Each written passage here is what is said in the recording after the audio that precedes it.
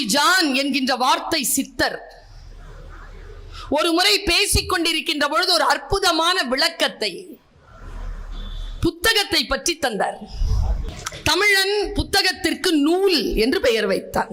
அவர் சொன்னது, ஏன் நூல் என்று பெயர் வைத்தான் தெரியுமா? ஊசியின் காதுகளில் நூல் நுழைந்தால் அது ஆடையின் கிழிசல்களை தைக்க உதவும். மனிதன் காதுகள் என்கின்ற இந்த துளைகளில் நல்ல நூல் நுழைந்தால் மனதில் இருக்கக்கூடிய கிழிசல்களை அது தைக்க உதவும் என்பதற்காக நூல் என்று பெயர் வைத்தான் தமிழன் என்று சொல். இன்னைக்கு காலையில ஒரு பத்திரிக்கை வந்தது, எல்லாரும் படிச்சிட்டீங்க. நாளைக்கு காலையில இன்னொரு பத்திரிக்கை வரும் புதுசா. அப்பாவோ அம்மாவோ காஃபி குடிச்சிட்டு பத்திரிக்கையை படிப்பாங்க. அப்ப நேத்து பத்திரிக்கையை படிப்பாங்களா, இன்னைக்கு பத்திரிக்கை படிப்பாங்களா? சொல்லுங்க, எந்த பத்திரிகையை படிப்பாங்க? இன்னைக்கு பத்திரிக்கை. ஏன் நேத்து பத்திரிகையை படிக்க மாட்டாங்க? சூப்பர், அது பழைய செய்தி. நான் ஒண்ணு கேட்கிறேன், நேத்து வந்த பேப்பரே பழைய செய்திங்கிறோமே, 2500 வருஷத்துக்கு முன்னால தானே எழுதனா? எவ்வளவு பழைய செய்தி டெய்லி படிக்கணும்? இன்னைக்கு இல்ல, இன்னும் லட்ச ஆண்டுகள் போனாலும் வரக்கூடிய மனித இனம் படிப்பதற்கான அத்தனை விழுமியங்களையும் கொண்டிருக்கக்கூடிய போதி மரம் திருக்குறள். இந்த மாநிலத்துக்கு என்ன பேரு?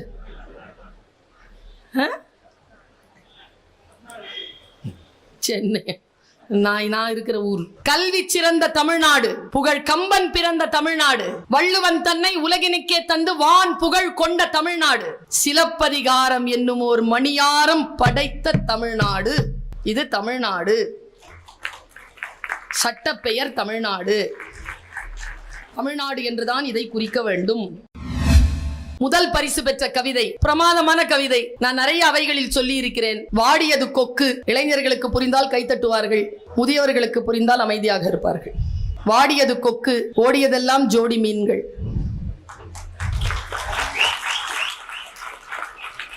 சரியா? அடுத்து ஆனா ஒண்ணு சொல்றேங்க, இந்த அவை தான் உடனே கைத்தட்டுது. மற்ற அவைகள் எல்லாம் 10 செகண்ட் ஆகும்.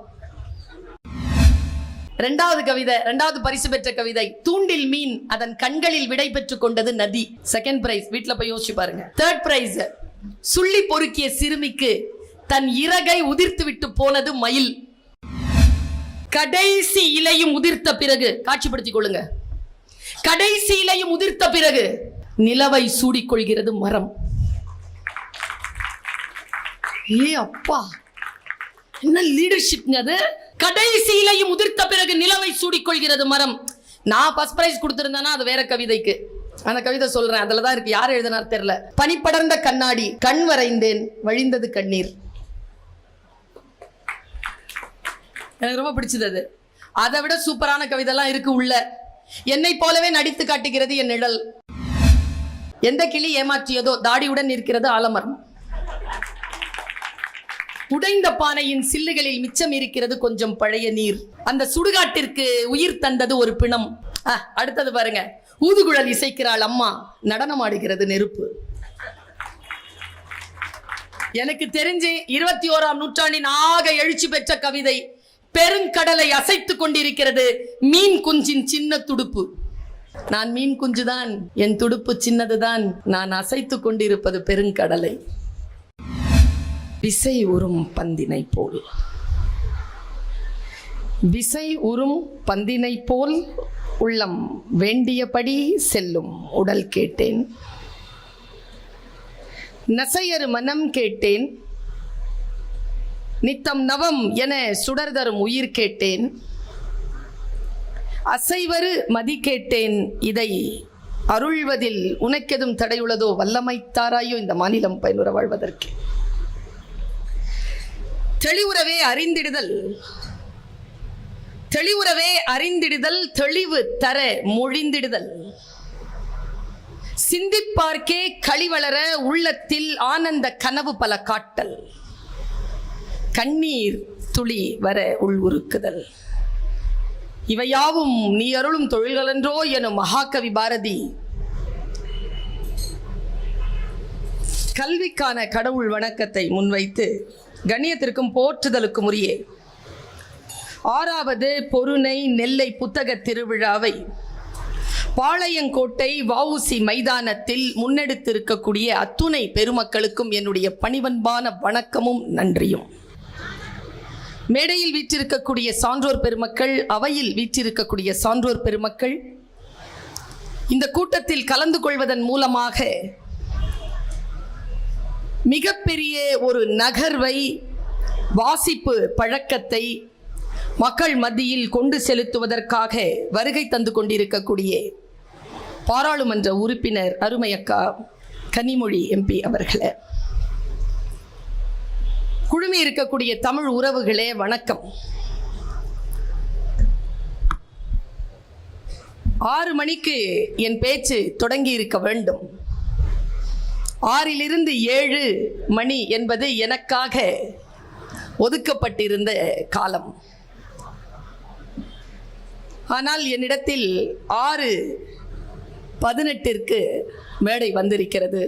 என் பேச்சு 18 நிமிடங்கள் குறைந்து இருக்கும் என்பதனை மட்டும் தெரிவித்துக் கொண்டு, வந்திருக்கக்கூடிய குழுமி இருக்கக்கூடிய ஆயிரக்கணக்கான இந்த கூட்டத்திற்கு என்னுடைய அன்பு. இப்போ நான் பேசிக்கிட்டு இருக்கிறேன்.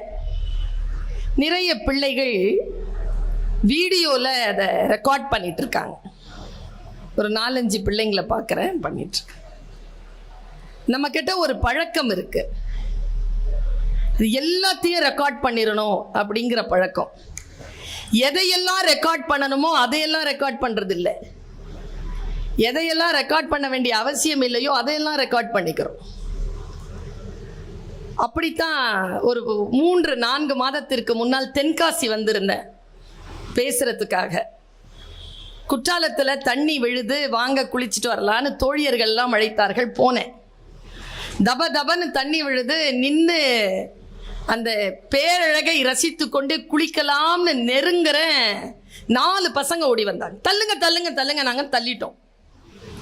4 பேரும் அருவியோடு சேர்த்து ஒரு செல்ஃபி எடுத்தானுவோம்.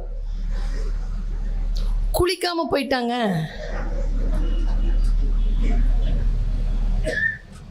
அருவியில் நனைவதை விட அருவிக்கு நாம் வேறு எப்படி நன்றி செலுத்தி விட முடியும்?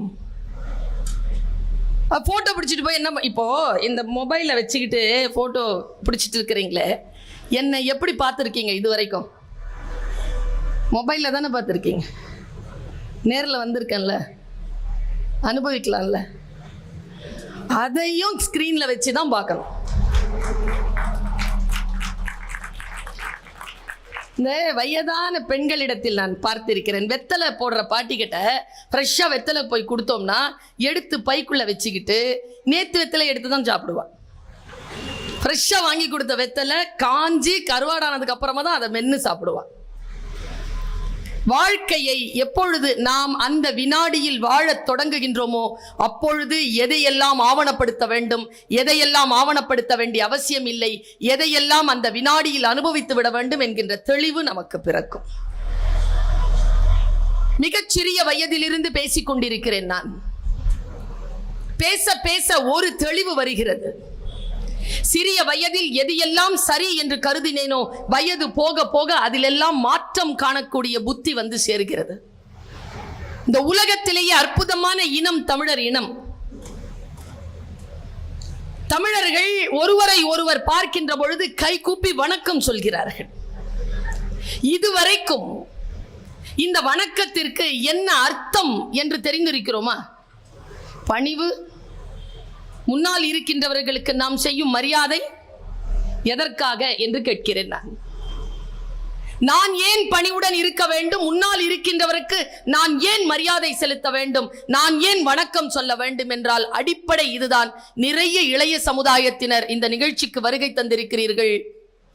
உங்கள் அத்துணை பேருக்கும் சொல்லுகிறேன், வணக்கம் என்கின்ற தமிழர்களின் இந்த உடல் மொழிக்கு, இந்த சொல்லுக்கு பொருள் கற்றல், லேர்னிங். நான் கற்றுக்கொள்கிறேன் என்பதுதான் வணக்கம் என்பதற்கான பொருள். எப்பொழுது நாம் கற்றுக்கொள்ள தொடங்குகிறோமோ முன்னால் இருக்கின்றவர்கள் நமக்கு போதி மரங்களாக மாறி போகிறார்கள். எது போதி மரம்? போதி மரமா கொடுத்தது ஞானத்தை. ஞானம் பெறுவதற்கான வாய்ப்பை, சூழலை போதி மரம் ஏற்படுத்தி கொடுத்தது. அவ்வளவுதான். புத்தக வாசிப்பு என்பது நமக்கு அதைத்தான் தரும். நான் பேருகை கொள்கிறேன், பெருமகிழ்ச்சி கொள்கிறேன். இந்த நெல்லையில் ஆயிரக்கணக்கான லட்சக்கணக்கான மக்கள் புத்தக வாசிப்பிற்காக ஒன்று திரண்டிருக்கிறீர்கள். புத்தகம் என்பது ஒரு அற்புதமான வாய்ப்பு. நம் வாழ்க்கையை நாம் வடிவமைத்துக் கொள்வதற்கு கிடைத்த அற்புதமான வாய்ப்பு. நான் எப்பொழுதும் ஒரு 15 ஆண்டு காலமாக இதை சொல்லிக் கொண்டிருக்கிறேன். பலம்புரி ஜான் என்கின்ற வார்த்தை சித்தர் ஒரு முறை பேசிக் கொண்டிருக்கின்ற பொழுது ஒரு அற்புதமான விளக்கத்தை புத்தகத்தை பற்றி தந்தார். தமிழன் புத்தகத்திற்கு நூல் என்று பெயர் வைத்தான். அவர் சொன்னது, ஏன் நூல் என்று பெயர் வைத்தான் தெரியுமா? ஊசியின் காதுகளில் நூல் நுழைந்தால் அது ஆடையின் கிழிசல்களை தைக்க உதவும். மனிதன் காதுகள் என்கின்ற இந்த துளைகளில் நல்ல நூல் நுழைந்தால் மனதில் இருக்கக்கூடிய கிழிசல்களை அது தைக்க உதவும் என்பதற்காக நூல் என்று பெயர் வைத்தான் தமிழன் என்று சொல். இன்னும் ஒன்றை உங்களுக்கு சொல்லுகிறேன். புத்தகத்தை வாசிப்பது என்பது ஒரு அற்புதமான கலை. நிறைய பேருக்கு தூக்கம் வரலன்னா அவங்க எடுத்துக்கிற தூக்க மாத்திரையே புத்தகம் தான். நிறைய பேருக்கு ஸ்லீப்பிங் டோஸ் 3 பக்கம், சில பேருக்கு 4, யாரும் 10 தாண்டதில்லை, அப்படியே தூங்கிடுவாங்க. அதே வார்த்தை சித்தர் சொன்னார், நீ எந்த புத்தகத்தை புரட்டி புரட்டி படிக்கிறாயோ அது நல்ல புத்தகம் அல்ல. எந்த புத்தகம் நீ வாசிக்கின்ற பொழுதெல்லாம் உன்னை புரட்டி புரட்டி போடுகிறதோ அதுதான் நல்ல புத்தகம் என்று சொன்னார். அந்த புத்தகங்களை தேடி போவது எப்படி தெரியும்? இது நல்ல புத்தகம், இது நல்ல புத்தகம் இல்லை என்பது எப்படி தெரியும்? குழந்தைகள் வந்து உட்காருகிறார்கள், உங்கள் கவனம் அவர்கள் பக்கம் போக வேண்டிய அவசியம் இல்லை. இதோ நான் இன்னும் சில மணித்துளிகளில் அரங்கத்தை விட்டு நீங்கி விடுவேன். இதோ என் சிந்தனையில் வரக்கூடிய சொற்களை சொல்லுகிறேன். வாசிக்கின்ற பழக்கம் இருக்கக்கூடியவர்கள் தான் அதிகாரத்தின் வலிமையை புரிந்து கொள்கிறார்கள். இப்படி சொல்கிறேன். நிறைய சின்ன குழந்தைகள் வந்திருக்கிறீங்க. புத்தகத்தை காலில் தொட்டுட்டீங்கன்னா என்னப்பா பண்ணணும்? கண்ணில்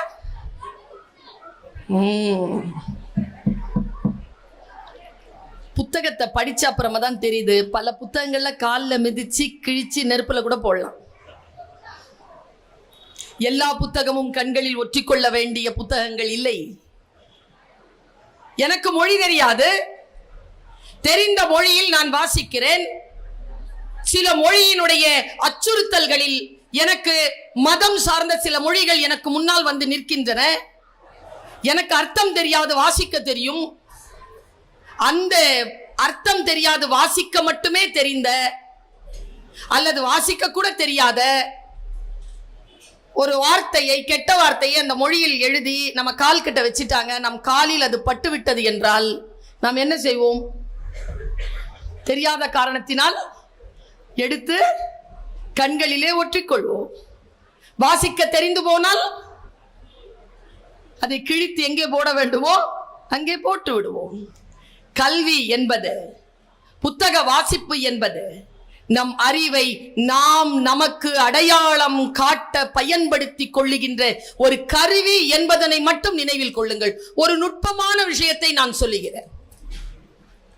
எழுத்தாளர்களின் மீது நாம் வைத்திருக்கக்கூடிய ஆகப்பெரிய அச்சம் அவர்கள் எழுதுகின்ற எல்லாவற்றையும் சரி என்று சொல்லுகிறது. அப்படி இல்லை. எழுத்தாளர்கள் எழுதுகின்ற புத்தக வடிவில் இருக்கக்கூடிய எல்லாமே போதி மரங்கள் இல்லை. இது எப்பொழுது நமக்கு புரியும்? நம் மூளையை சலவை செய்து நம் மூளையினுடைய சிந்தனையை ஒழிக்கக்கூடிய எத்தனையோ புத்தகங்கள் உண்டு. அதே போல ஒரு இனத்தின் சுய மரியாதையை காக்கக்கூடிய எத்தனையோ புத்தகங்கள் உண்டு. வாசிக்கின்ற பழக்கம் இருக்கின்றவர்கள் தான் எது முள் செடி எது போதி மரம் என்பதனை புரிந்து கொள்கிறார்கள். மிக நுட்பமாக நான் சொல்லுகிறேன். சமீபத்தில் ஒரு புத்தகம் வாசித்தேன். அது பல காலமாச்சு. ஆனால் வாசிக்கின்ற பொழுது எனக்கு புதிதாக என் தலைக்கு மீது ஒரு போதி மரம் வந்தது போல் அந்த புத்தகம் எனக்கு மேல் கவிழ்ந்து கிடந்தது. அந்த புத்தகத்தில் இருந்து நான் எடுத்த ஒரு பாட்டை மட்டும் சொல்கிறேன். நான் நினைவு தெரிந்த காலம் முதல் அதை வாசித்துக் கொண்டுதான் இருக்கிறேன். எப்பொழுது அந்த வாசிப்பு எனக்கு போதி மரமாகிறது? அரச மரம் தானே, எங்கேயும் பார்க்கும் மரம் தானே.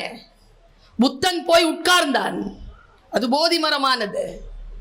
எப்படி அந்த சொற்கள், அந்த புத்தகத்தில் இருந்து வெளிவருகின்ற சிந்தனைகள் உங்களுடைய உயிர் தன்மையிலே ஏதேனும் ஒரு சிறு அசைவை ஏற்படுத்துகிறதா? அப்பொழுது அந்த புத்தகம் போதி மரமாகிறது. நான் இப்பொழுது சொல்லுகிறேன் அந்த பாடலை. நீங்களும் சிறிய வயதிலிருந்து கற்றுக்கொண்ட பாடல்தான். இதோ இந்த சகோதரியின் வாயினால் வருகிறது. முடிந்தால் பிரித்து பிரித்து பொருள் புரிந்து கொள்ளுங்கள். ஒருவேளை இந்த பாடலே உங்களுக்கு போதி மரமாக மாறலாம். உள்ளம் பெரும் கோவில், ஊன் உடம்பு ஆலயம். இது நிறைய நம்ம படிச்சிருக்கோம். பொருள் கொஞ்சம் உள்ளே போய் வாசியுங்களேன். உள்ளம் இருக்குல்ல, இது கோவிலா. இந்த உடம்பு இருக்குல்ல, அது ஆலயமா, கட்டடம். உள்ளே இருப்பது கோவில், உடம்புதான் ஆலயம் என்கிறான் திருமூலன். நான் இப்படி யோசிக்கிறேன். உடலையும் உள்ளத்தையும் நான் ஆலயமாக கருதினேன் என்றால் இந்த உள்ளத்திலும் இந்த உடலிலும் நான் மாசை அணுக விடுவேனா? நான் அசிங்கத்தை உள்ளே எடுப்பேனா? கெட்டதை என்னால் யோசித்து விட முடியுமா? ஒரு கோவிலை நான் தூய்மையற்ற நிலையில், என்னால் அந்த தூய்மையற்ற நிலை உருவாகிறது என்ற நிலையில் என்னால் ஈடுபட்டு விட முடியுமா? நீ ஏதோ ஒரு கட்டடத்தை தேடி போகாதே. உன் உடம்புதான் ஆலயம், உன் உள்ளம்தான் கோவில் என்று தொடங்குகிறது அந்த பாட்டு.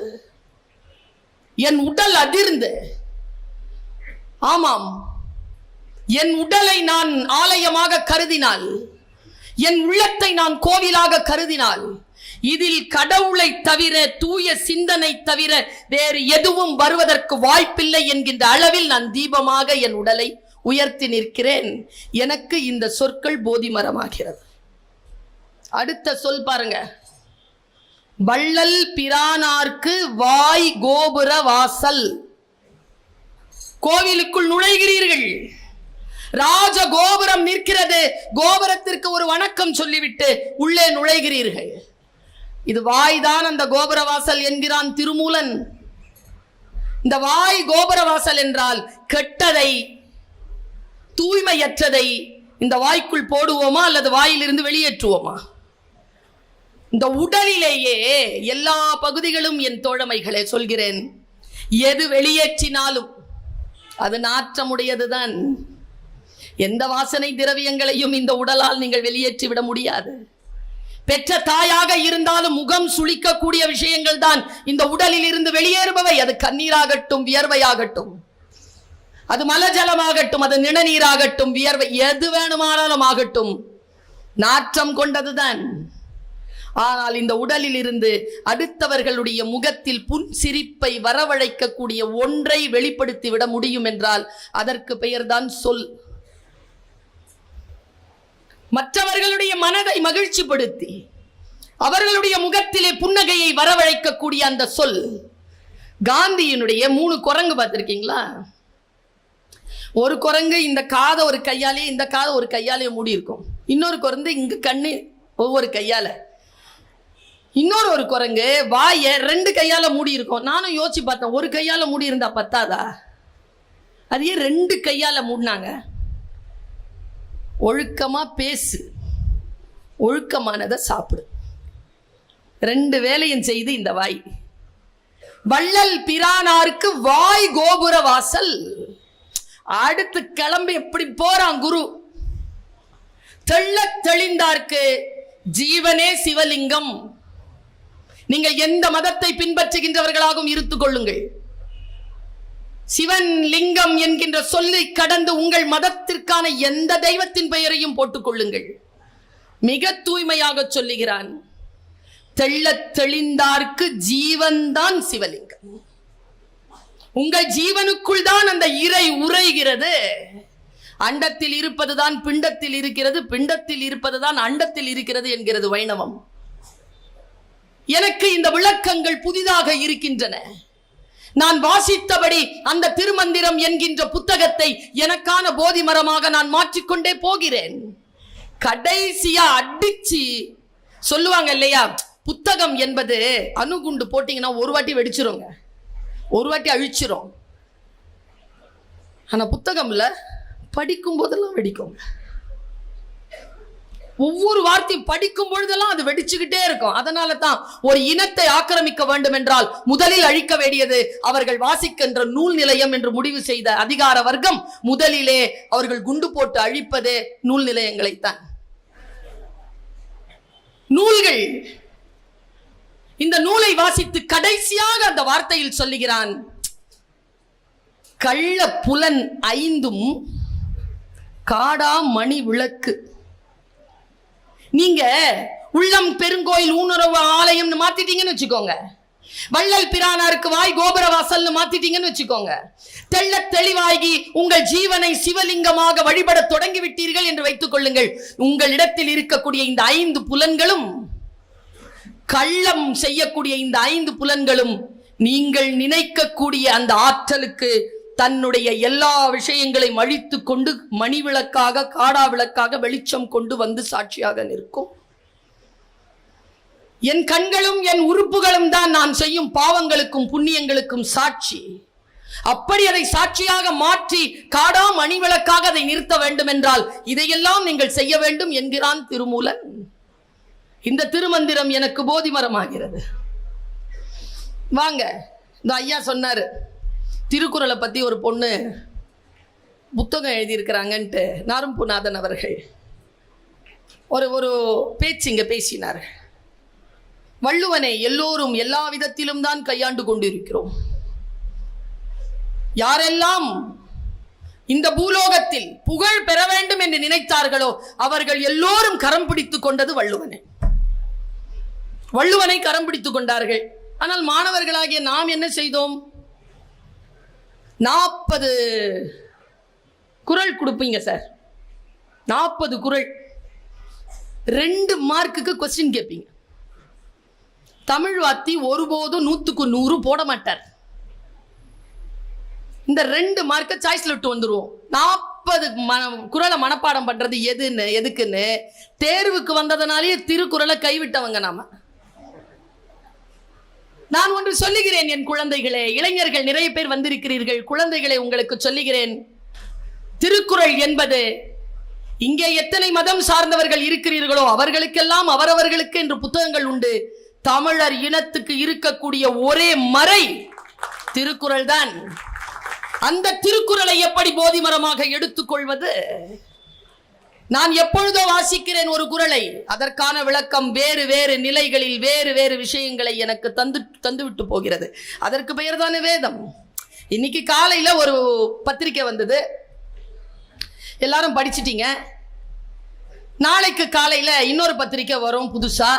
அப்பாவோ அம்மாவோ காஃபி குடிச்சிட்டு பத்திரிக்கையை படிப்பாங்க.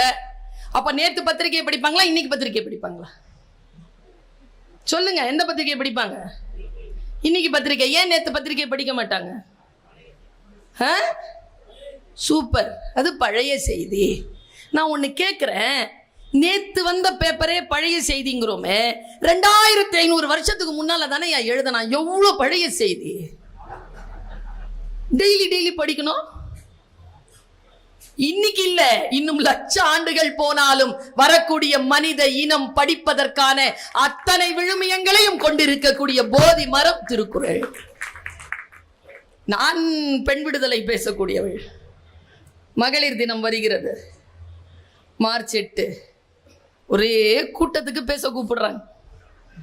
அவங்க கிட்ட எல்லாம் நான் போன்ல தான் சொல்லிட்டு இருக்கேன், மகளிர் தினம் கொண்டாடுகின்றவர்களே, தினங்களை விட்டு விட்டு மகளிரை எப்பொழுது கொண்டாட போகிறீர்கள்?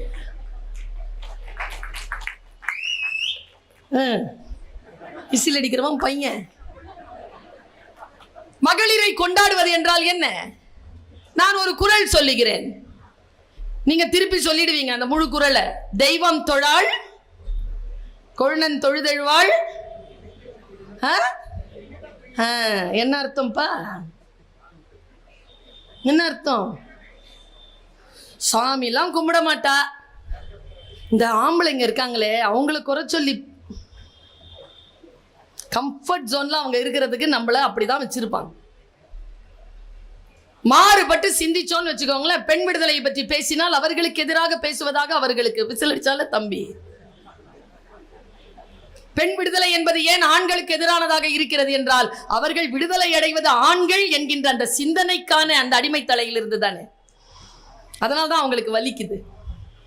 சொல்றேன் பாருங்க, தெய்வம் தொழாள் கொழுநன் தொழுதெழுவாள் பெய்யன பெய்யும் மழை என்றால் கணவனை தொழக்கூடியவள், தெய்வத்தை கூட தொழாதவள், அவ பெய்யின்னு சொன்னா மழை பெய்யும். நான் ஒண்ணு கேட்கிறேன், நான் அப்படிதான் அப்படின்னு வச்சுக்கோங்களேன், நான் சொன்ன மழை பெய்யுமா?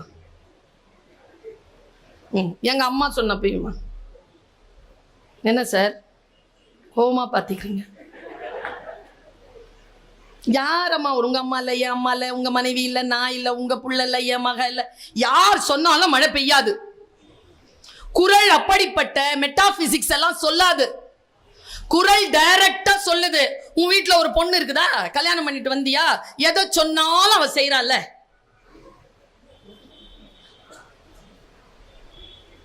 நாளும் கிழமையும் நலிந்தோருக்கு இல்லை, ஞாயிற்றுக்கிழமை பெண்களுக்கு இல்லை.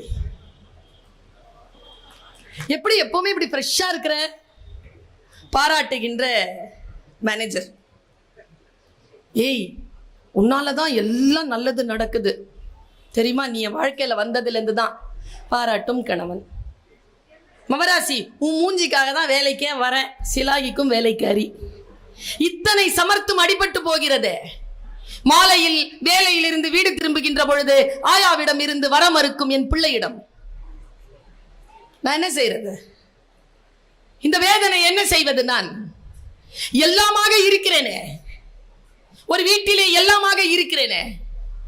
இந்த பாட்டு எனக்கு என்ன தெரியுமா சொல்கிறது? ஆண்களே, வீட்டில் இருக்கக்கூடிய பெண்களே, நீங்கள் சொல்லுகின்ற பொழுதெல்லாம் உங்களுக்கு வேலை செய்வதற்காக, உங்களுக்கு உழைப்பதற்காக, உங்களுக்கு அன்பு செலுத்துவதற்காக, உங்களுக்காகவே வாழ்ந்து மடிகின்ற ஒரு பெண் உங்கள் வீட்டில் இருக்கிறாள் என்றால் அவள் யார் தெரியுமா?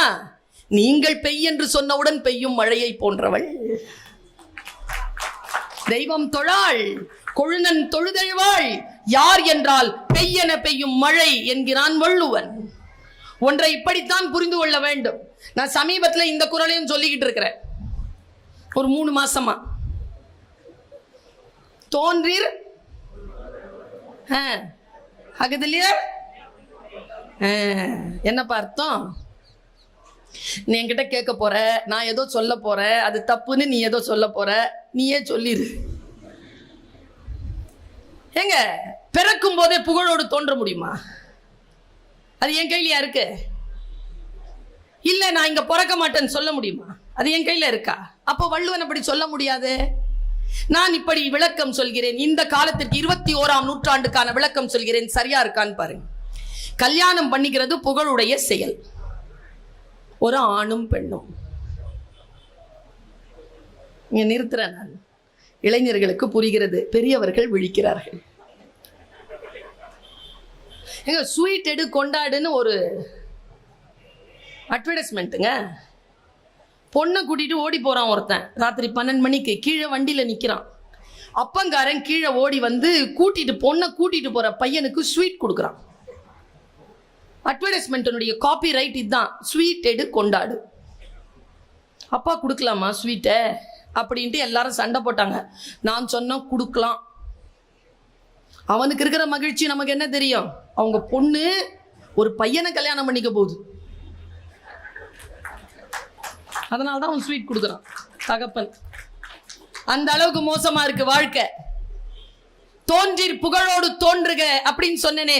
புகழ் என்பது திருமணம் செய்து கொள்வது, இல்லறம் அமைப்பது புகழ். புகழ் புரிந்த இலோர்க்கு இல்லை, இகழ்வார் முன் ஏறுபோல் பீடு நடை, வள்ளுவன். சரியா? நான் எங்க சென்னையிலிருந்து வரும்பொழுது நிறைய பேனர்ஸ் பார்க்கிறேன். இப்போ தோன்றுதல் என்றால் உங்களுக்கு முன்னால், சமூகத்திற்கு முன்னால் நிற்றல், உருவம் பட நிற்றல். 2 வாய்ப்பு இருக்கு.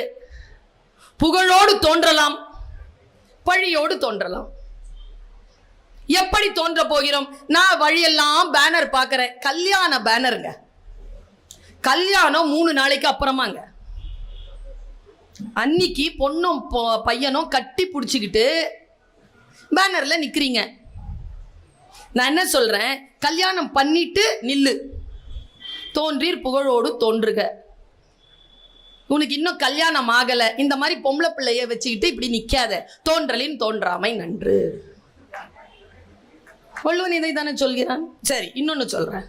இப்போ அம்மா வரப்போறாங்க, செலிபிரிட்டி, அரசியல் தலைவர், வேறு யாரேனும் பெரிய பெரிய பேச்சாளர்கள் வருகிறார்கள், பார்லிமெண்ட் மெம்பர்ஸ் வராங்க, இசைக்கலைஞர்கள் வராங்க, பேச்சாளர்கள், எல்லாரோடையும் போய் செல்ஃபி பிடிச்சிக்கிறீங்களா? பிடிச்சிக்கிறீங்களா? உங்க ஸ்கிரீன்ல 2 பேர் வராங்களா? 2 பேர் வராங்களா? யார் யாரு? செலிபிரிட்டியும் நீங்களும். செலிபிரிட்டி புகழோடு தோன்றி இருக்கிறார், நீங்கள் தோன்றி புகழோடு தோன்றுக. அகதில தோன்றலில் தோன்றாமை நன்று. உங்களை போய் செல்ஃபி எடுத்துக்கிற அளவுக்கு டைமை ஸ்பெண்ட் பண்ணுங்க. வாழ்க்கையில் இப்படி வாங்க.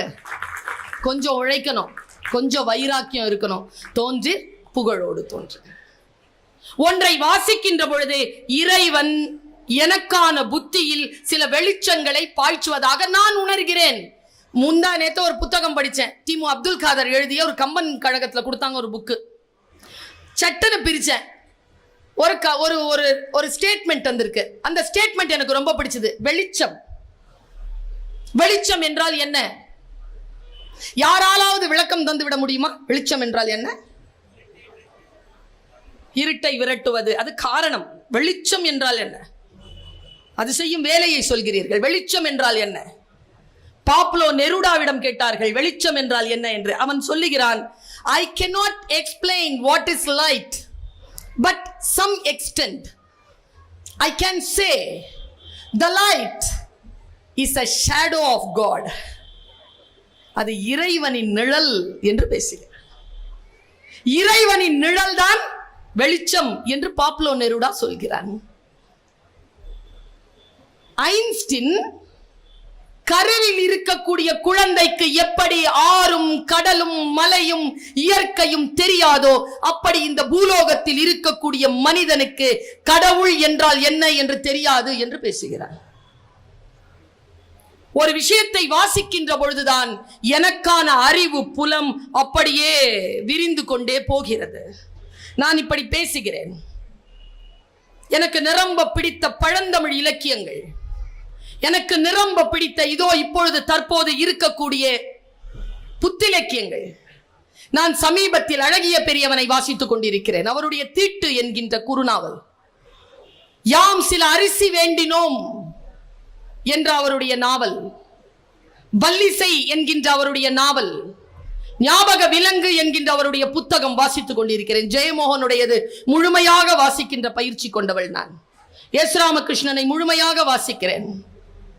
நான் வாசிக்கின்ற பொழுதெல்லாம் நான் பார்த்து அனுபவித்து அதற்கு பிறகுதான் பட்டு தெளிகின்ற அந்த வாழ்க்கையிலிருந்து என்னை புத்தகம் காப்பாற்றி, நான் பார்த்துதான் நான் பட்டுதான் அனுபவிக்க வேண்டும் என்கின்ற நிலையில் இருந்து என்னை காப்பாற்றி என் புத்திக்கு முன்னால் இருக்கின்றவர்களை பற்றி அறிந்து கொள்வதற்கான அறிவை அது தருவதனால் அது எனக்கு போதி மரம்.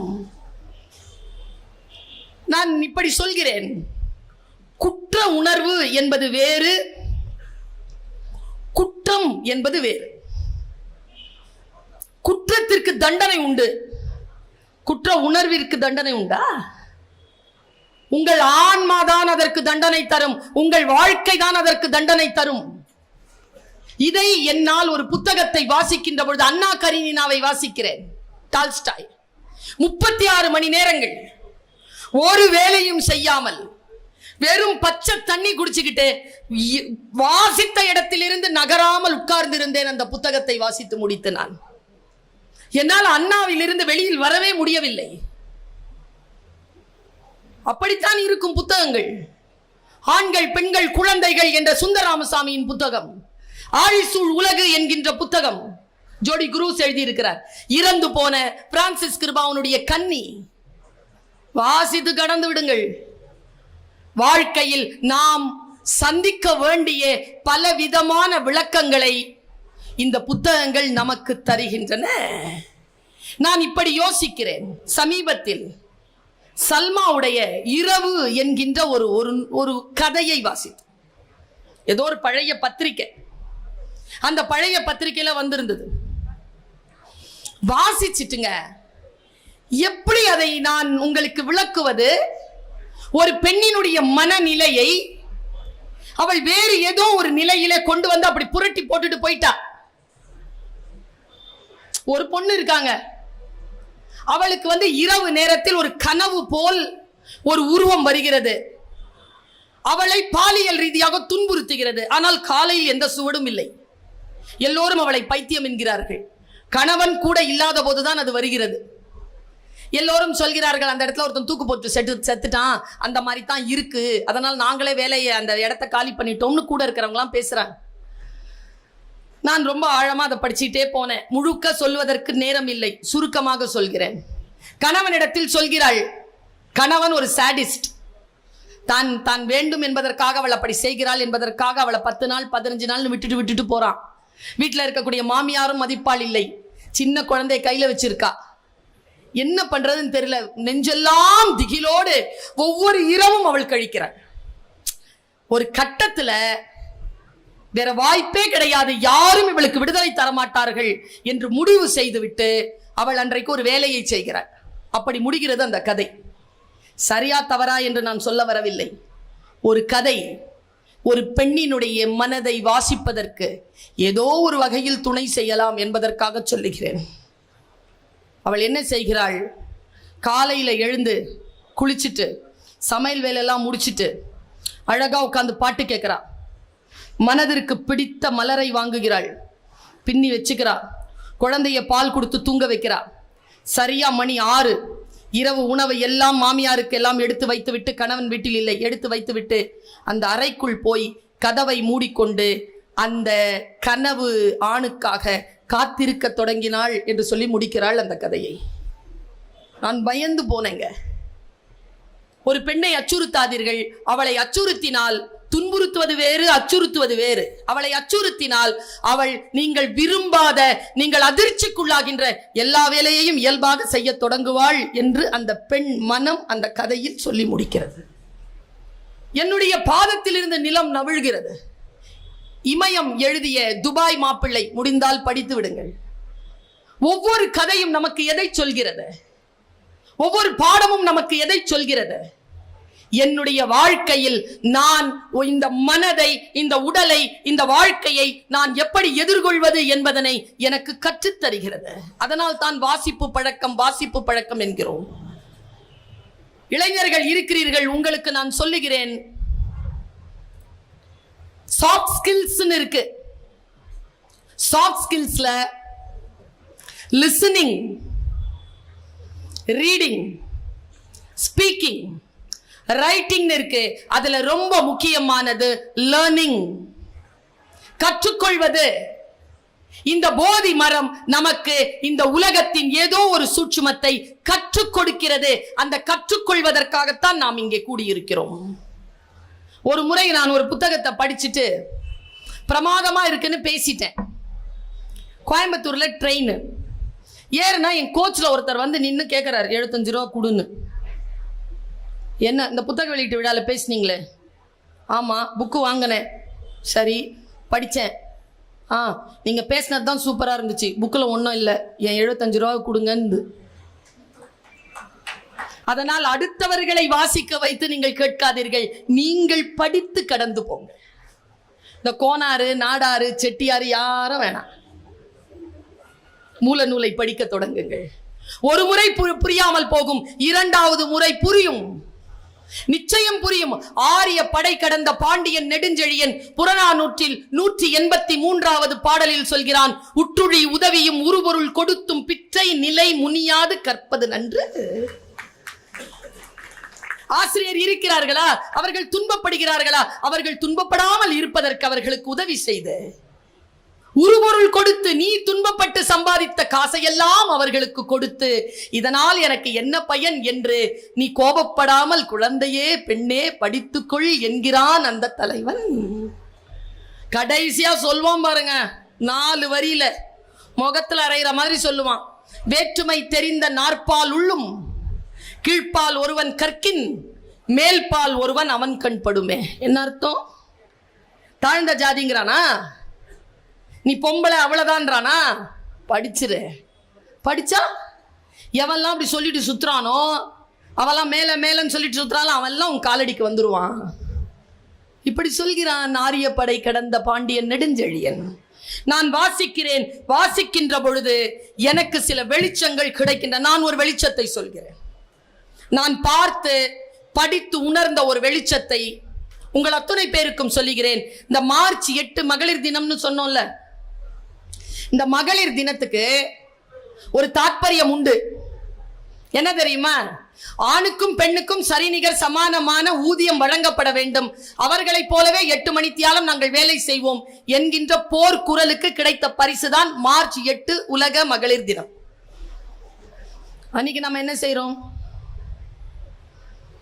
கோல போட்டி, அழகி போட்டி. ஏங்க, போயிட்டு வர பொம்பளை பிள்ளைய குட்டிச்சவர் மேல ஏறி நின்று மார்க் போட்டானா அவனுக்கு பொறுக்கின்னு பேரு.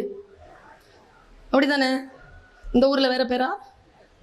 சென்னையில் அப்படிதான் சொல்லுவாங்க. அதே பேர் தானா? அதை விட கிட்ட வார்த்தை எதுவும் இல்லையா? மானமுள்ள தமிழர்கள் வாழுகின்ற இடமாயிற்று. போற வர பொம்பளை பிள்ளைக்கு மார்க் போடுறவன் அதே பொம்பளை பிள்ளைய தானப்பா மேடையில் நடக்க விட்டு கோட் சூட் போட்டு முன்னால் உட்காந்து மார்க் போடுற. அதுக்கு பேர் அழகி போட்டின்னு சொல்ற. அத மகளிர் தினத்தன்னைக்கு கொண்டாடுறாங்களே, என்ன பண்றது? சமையல் போட்டி.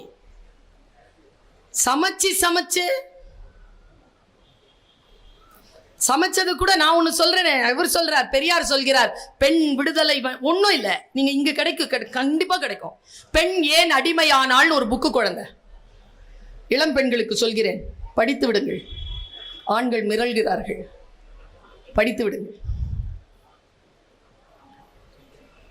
நான் ஏன் அடிமைப்பட்டு இருக்கிறேன் என்பதனை நான் புரிந்து கொள்கின்ற பொழுது அதிகார சக்திக்கு நான் சவாலாகிறேன்.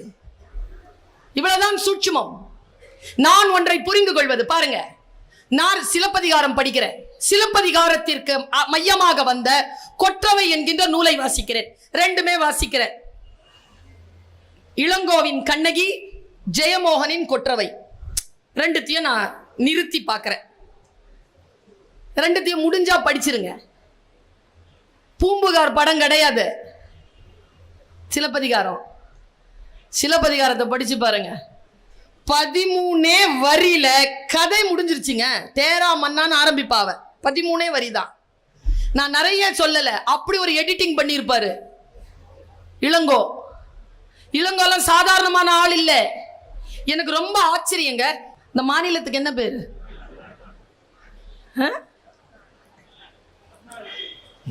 சென்னை. நான் இருக்கிற ஊர். கல்வி சிறந்த தமிழ்நாடு, புகழ் கம்பன் பிறந்த தமிழ்நாடு, வள்ளுவன் தன்னை உலகினுக்கே தந்து வான் புகழ் கொண்ட தமிழ்நாடு, சிலப்பதிகாரம் என்னும் ஒரு மணியாரம் படைத்த தமிழ்நாடு. இது தமிழ்நாடு. சட்டப்பெயர் தமிழ்நாடு. தமிழ்நாடு என்றுதான் இதை குறிக்க வேண்டும். இந்த தமிழ்நாட்டில் எழுதுகிறான் இளங்கோ. அவன் கண்ணகியை படைக்கிறான். கண்ணகியை நான் பாத்திரமாக பார்க்கிறேன். ரொம்ப சூப்பரான பாத்திரம். அவ அந்த இதெல்லாம் வழக்குரை காதையெல்லாம் சூப்பருங்க. இந்த பெண்கள்லாம் தெரிஞ்சுக்க வேண்டிய விஷயம், சண்டை போடப்படாது. என்ன மேட்டரோ அதை பேசணும். நம்ம சண்டை போட்டு தான் சீரழிஞ்சு போறோம். ஆண்கள் சண்டை போட மாட்டாங்களே, சண்டை அப்போதான் ஆரம்பிக்கும். சூப்பரா சொல். கடைசியா நீ இப்ப என்னதான் சொல்ற? இன்னும் ஆரம்பிக்கலையா? அவங்களுக்கு தெரியும் ரிசல்ட் ஓரியன்ட், நாம ப்ராசஸ் ஓரியன்ட். சண்டை போடுவோம்ல, கண்ணகி சண்டெல்லாம் ஒண்ணுமே போடல. நற்றிரம் படரா கொற்கை வெந்து, இவ்வளவுதான் சொல்ற கெட்ட வார்த்தை. கல்வனை கோரல் கடும் கோன்மை அன்று நற்றிடம் படரா கொற்கை வேந்தே என்னுடையது மாணிக்கம் உடையறி. அவ்வளவுதான். மணி உடையறி தருக என தந்து தான் முன் வைப்ப. எடிட்டிங் பாருங்க எப்படி இருக்குது. 3 மணி நேரம் படம் காட்டுறாங்கல்ல, இல்ல 3 மணி நேரம் படம்லாம் கிடையாது. அப்படியா குடு. கண்ணகிய கால் சிலம்பு உடைப்ப. முடிஞ்சு போச்சு. வாய் முதல் தெரித்தது மணி. மணி கண்டனன் வளைந்த செங்கோலன் பொன் செய்கொல்லன் தன் சொல் கேட்ட யானோ அரசன் யானே கள்வன் மண்பதை காக்கும் தென்புலம் காவல் என் முதல் பிழைத்தது கெடுக என் ஆயுள். முடிஞ்சு போச்சு கதை. இவ்வளவுதான் சிலப்பதிகாரமே அப்படின்னு சொல்றோம்ல. ஆனால் புறம் சார்ந்த சிலப்பதிகாரத்தை தூக்கி பிடித்துக் கொண்டிருக்கக்கூடிய நாம் அகம் சார்ந்த சிலப்பதிகாரத்தை பற்றி பேசுவதே இல்லை. கொஞ்சம் நினைச்சு பாருங்க. 24 வயசுங்க கண்ணகிக்கு. 12 வயசுல கல்யாணம் பண்ணாங்க. இந்த கோவலன் போயிட்டான். இல்ல 12 வருஷம் இல்லைங்க. யாருக்கோ புள்ள பெற்றிருக்காங்க. அவளுக்கு தெரியாதா? காதுல செய்தி வராதா? உட்கார்ந்து இருக்காங்க. அவ அக வாழ்க்கையை பாருங்க. பெண்கள் நிறைய பேருக்கு பாடம். நான் ஒண்ணு சொல்றேன் குழந்தைகளை. கோவலனின் சாவு கோவலனின் தீவினையால் நிகழவே இல்லை. சிலப்பதிகாரம் என்கின்ற புத்தகத்தை என் போதி மரமாக வைத்துக் கொண்டு நான் சொல்லுகிறேன்.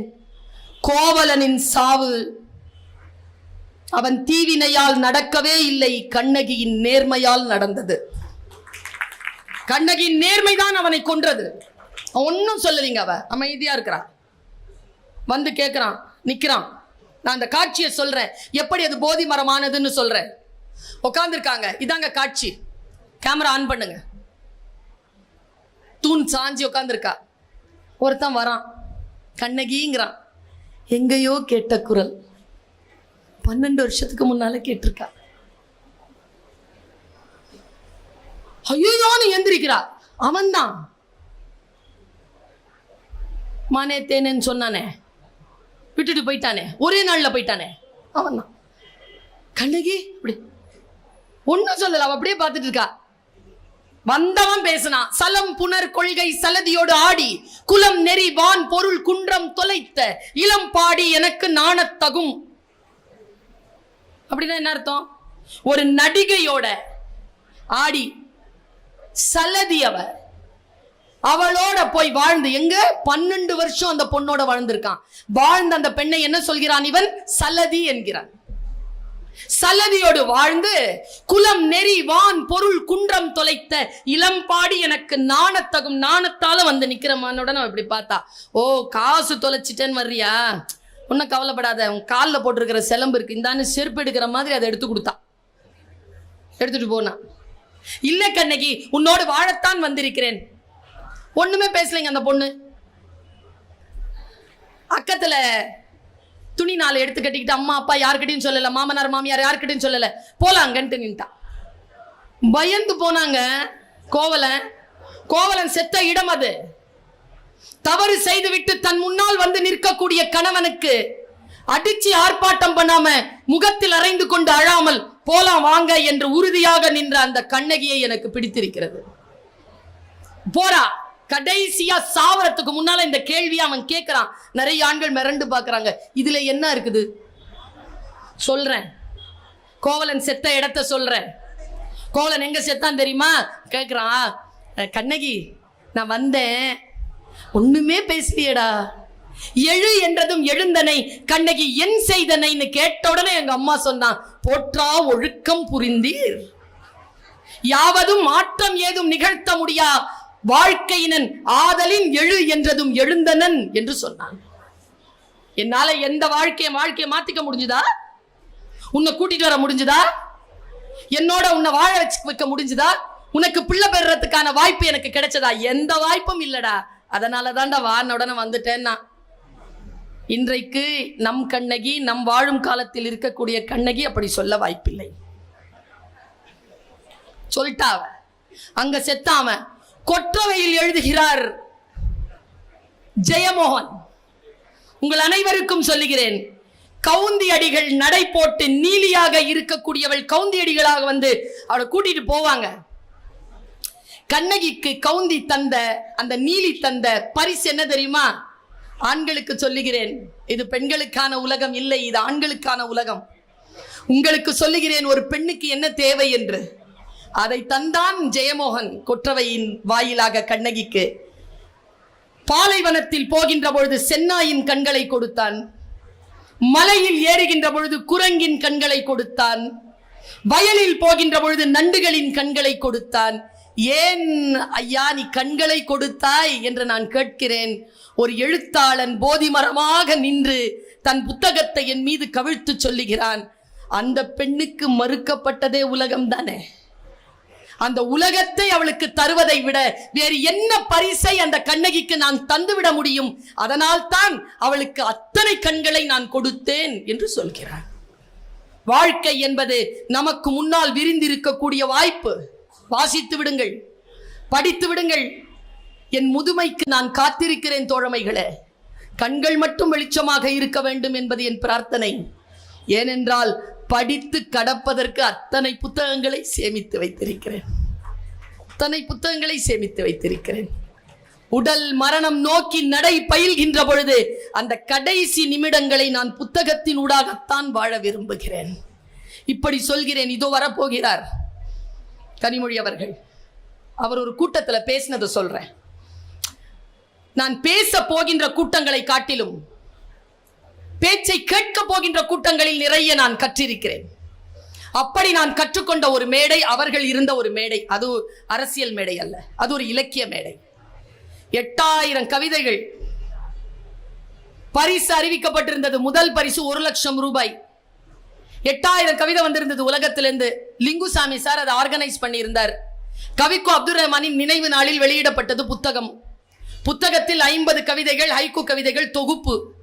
அந்த தொகுப்பிற்கான அந்த வெளியிலே தமிழ்நாட்டின் அத்தனை சாம்பவான்களும் உட்கார்ந்து இருந்தார்கள், எஸ்ரா உட்பட எல்லாரும் இருக்கிறாங்க. கனிமொழி அக்காவும் இருக்காங்க. பேசுகிறார்கள். வெளியீட்டு விழா தொடங்குகிறது. 3 முதல் பரிசு பெற்ற கவிதைகள் அறிவிக்கப்படுகின்றன. பிரமாதமான கவிதைகள். என்ன கேட்டா, பரிசு பெறுவதா பரிசு பெற இல்லையா என்பதல்ல இலக்கியத்திற்கான நோக்கம். நம் மனதை புரட்டி போடுகிறதா? ஒரு மனதையாவது புரட்டி போடுதா? இத்தனை ஆயிரக்கணக்கான மக்கள் இருக்கிறீர்கள், இத்தனை பேருக்கும் என் பேச்சு புரிந்து விட வேண்டும் என்று இல்லை. யாராவது ஒருத்தருடைய மனதை தட்டிவிட்டதா? என் பயணம் வெற்றி.